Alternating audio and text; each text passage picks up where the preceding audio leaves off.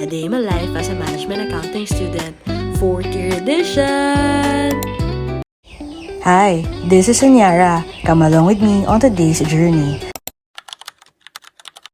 Good morning, everybody! Samahan niyo ko on my day 16.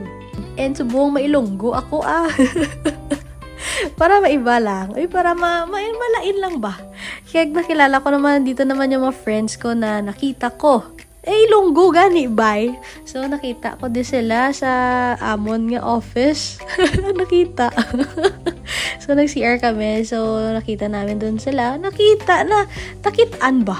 Nakitaan to sa namon. So, muna nga nag-storyanay kami and nag-picture, video naman sa CRA kay feeding vlogger ang person. Uy!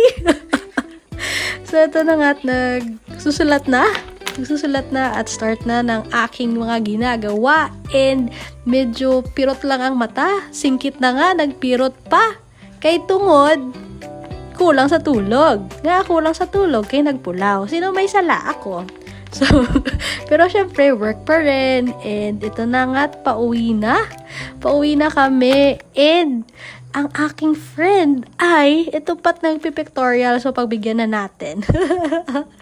So, yun lang muna guys. Thank you for watching and see you on my day 17. Bye!